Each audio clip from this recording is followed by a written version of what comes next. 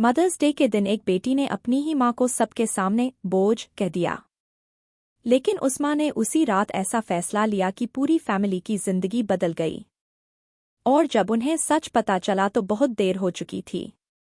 उस दिन mother's day था और मुझे लगा था कि वह दिन मेरी जिंदगी के सबसे खूबसूरत दिनों में से एक होगा। लेकिन मुझे क्या पता था कि वही दिन मेरी जिंदगी की सबसे बड़ी बेइज्जती बन जाएगा। मेरा नाम सरला है।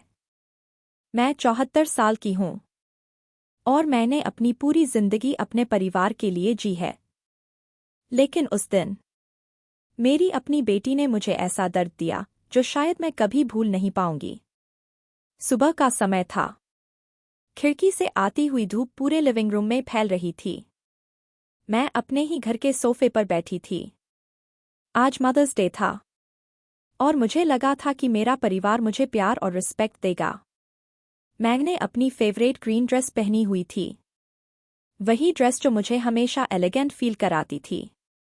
मैंने अपने घर को अच्छे से सजाया था। टेबल पर फ्रेश फ्लावर्स रखे थे और अपने ग्रैंड किड्स के लिए स्वीट ट्रीट्स भी तैयार किए थे। कुछ ही देर बाद डोरबेल बजी। मैं मुस्कुराते हुए दरवाजे तक गई। दरवाज़ा खोला तो सामने मेरी बेटी नेहा, दामाद रोहित और मेरे ग्रैंड किड्स खड़े थे। ग्रैंड माँ। छोटा ग्रैंडसन दौड़ता हुआ मेरे पास आया और मुझे कसकर गले लगा लिया। उस पल मेरा दिल खुशी से भर गया। कुछ ही सेकंड में बाकी बच्चे भी मेरे पास आ गए। उनकी हग्स ने मेरा दिल भर दिया। मुझे लगा आज सच में मदर्स डे स्पेशल होने वाला है। लेकिन तभी मेरे दामाद रोहित अंदर आए। उन्होंने मुझे बस एक ड्राई नॉट दिया। ना स्माइल, ना हेलो, कुछ भी नहीं। मैंने इसे इग्नोर कर दिया। थोड़ी देर बाद मेरी बेटी नेहा किचन की तरफ देखते हुए बोली, माँ, अच्छा हुआ आप घर पर ही थीं। हम आपके लिए एक स्पेशल सरप्राइज लाए हैं। हम सब लिविंग रूम में बैठ गए। बच्चे मेरे पास बैठ गए, जैसे किसी एक्साइटिंग मोमेंट का इंतजार कर रहे हों। नेहा ने अपने पर्स से एक पिंक कार्ड निकाला और मेरी तरफ बढ़ा दिया। माँ, यह कार्ड हम सब की तरफ से है, उसने कहा। इसे जोर से पढ़िए ताकि सब सुन सकें। मेरे हाथ हल्के हल्के कांप रहे थे, लेकिन मैं खुश थी। कार्ड पर बच्चों ने छोटे छोटे फूल बनाए हुए थे। मैंने सोचा, कितना प्यारा कार्ड है। मैंने पढ़ना शुरू किया। Roses are red, violets are blue. अचानक मेरी आवाज रुक गई। मेरी आंखें अगले शब्दों पर टिक गईं और मेरा दिल जैसे रुक गया। कार्ड में लिखा था, you are heavy burden. No one wants you here. Your time has passed. It's time for you to go. नीचे लिखा था, साइंड, आपका परिवार, जो अब आपको सहन नहीं कर सकता। मेरे हाथ कांपने लगे। कमरे में 3 सेकंड की खामोशी छा गई। फिर अचानक रोहित जोर से हंस पड़ा। नेहा ने भी अपना मुंह छिपाया, लेकिन मैं साफ देख सकती थी कि वह भी हंस रही थी। बच्चे भी हंसने लगे, क्योंकि बड़े लोग हंस रहे थे। माँ, आपका चेहरा देखना चाहिए था, नेहा हंसते हुए बोली। रोहित, क्या तुमने पिक्चर ली? उस पल मेरा दिल टूट गया। मेरी आंखों से आंसू बहने लगे। कार्ड मेरे हाथ से गिरकर फर्श पर गिर गया। माँ, रिलैक्स, नेहा बोली। It's just joke. लेकिन उसकी आवाज में जरा भी पछतावा नहीं था। आप हमेशा इतनी ड्रामेटिक क्यों हो जाती हो? रोहित ने कार्ड उठाया और बोला, सरला जी, हम बस मजाक कर रहे थे। फिर वह थोड़ा रुककर बोला, लेकिन ऑनेस्टली आप लेटली थोड़ी टू प्रेजेंट रहने लगी हैं। मेरी आवाज कांप गई। मतलब? नेहा मेरे सामने बैठ गई। माँ, आप समझो, आपकी एज के लोग सीनियर लिविंग कम्युनिटीज में ज्यादा कंफर्टेबल रहते हैं। वहां आपके जैसे लोग होते हैं। आपको अच्छा लगेगा। उस पल मुझे ऐसा लगा जैसे किसी ने मेरे दिल में चाकू घोंप दिया हो। मेरी अपनी बेटी मुझे अपने ही घर से हटाना चाहती थी। मैंने धीरे से कहा, लेकिन आज तो मदर्स डे है। रोहित हंसते हुए बोला, और कर भी रहे हैं सेलिब्रेट। माँ, बस अब प्रैक्टिकल होने का टाइम आ गया है। आप यंग नहीं हो एनिमो, और हमें भी अपनी लाइफ जीनी है। उस पल मैं पूरी तरह अकेली महसूस कर रही थी। मेरे अंदर सब कुछ टूट चुका था।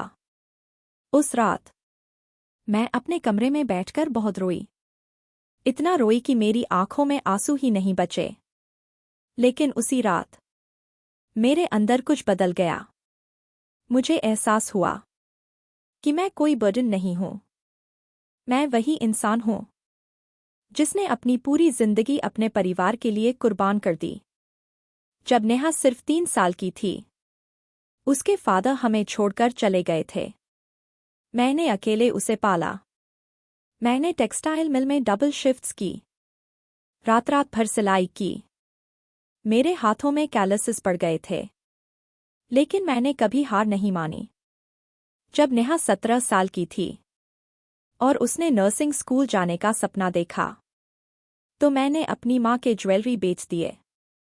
जब उसकी शादी हुई, मैंने उसकी वेडिंग के लिए 12,000 रुपए दिए। जब उसने अपना पहला हाउस खरीदा, मैंने 25,000 रुपए डाउन पेमेंट दी। जब उनके बच्चे हुए, मैं रोज सुबह 6 बजे उनके घर जाती थी। 3 साल तक मैंने फ्री बेबीसिटर बनकर उनके बच्चों की देखभाल की। लेकिन धीरे धीरे उनका एटीट्यूड बदलने लगा। रिस्पेक्ट कम होता गया और डिमांड्स बढ़ती गईं। जब रोहित की जॉब गई, मैंने हर महीने 500 रुपए भेजना शुरू किया। जब उसकी कार खराब हुई, मैंने 4,000 रुपए दिए। जब उन्हें किचन रिनोवेट करना था, मैंने 8,000 रुपए दिए। लेकिन इसके बावजूद मैं उनके लिए सिर्फ एक एटीएम मशीन बन गई। जब मुझे फ्लू हुआ और 102 फीवर था, मैंने नेहा को कॉल किया। उसने कहा, मॉम, हम बिजी हैं, किसी नेबर को बोल दो। उस दिन मुझे समझ आ गया कि मेरे लिए उनके दिल में जगह नहीं बची। और फिर मदर्स डे की वो ह्यूमिलिएशन। लेकिन सरला ने उस रात जो फैसला लिया, उसके बारे में नेहा और रोहित ने कभी सोचा भी नहीं था। और जब उन्हें सच पता चला, तब तक सब कुछ बदल चुका था। उस रात मैंने फैसला कर लिया, अब बहुत हो चुका था। अगली सुबह मैं बैंक गई। मैंने सारे ऑटोमेटिक ट्रांसफर्स कैंसिल कर दिए, जॉइंट अकाउंट बंद कर दिया। फिर मैं अपने लॉयर के पास गई। मैंने अपना विल चेंज कर दिया। मेरी सारी प्रॉपर्टी अब एक फाउंडेशन फॉर अबैंडन्ड सीनियर्स को जाएगी। मेरे ग्रैंडकिड्स के लिए मैंने ट्रस्ट बनाया, लेकिन सिर्फ तब मिलेगा जब वे सच में मुझसे रिश्ता निभाएंगे। फिर मैंने एक और काम किया। मैंने लंदन की फ्लाइट बुक की।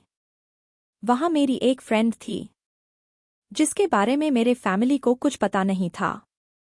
मैंने अपना सूटकेस पैक किया और जाने से पहले मैंने अपनी बेटी और दामाद के लिए लेटर्स लिखे। उन लेटर्स में मैंने लिखा, मैं बर्डन नहीं हूं। मैं वही इंसान हूं जिसने तुम्हें सब कुछ दिया, लेकिन अब मैं अपनी जिंदगी अपने लिए जीने जा रही हूं। जब प्लेन उड़ान भर रहा था, मैंने खिड़की से बाहर देखा और बहुत सालों बाद मुझे अपने दिल में पीस महसूस हुई, क्योंकि पहली बार मैंने खुद को चूज किया था। और उस दिन मैं अकेली नहीं थी, मैं फ्री थी। दोस्तों, अब आप ही बताइए, अगर आप सरला की जगह होते तो क्या करते? क्या सरला ने अपनी बेटी के साथ सही किया, या उन्हें अपनी बेटी को माफ कर देना चाहिए था? कमेंट में जरूर लिखें। सरला सही थी या सरला को माफ करना चाहिए था? और अगर आपको ऐसी दिल छू लेने वाली इमोशनल स्टोरीज पसंद हैं, तो वीडियो को लाइक, शेयर और चैनल सब्सक्राइब जरूर करें।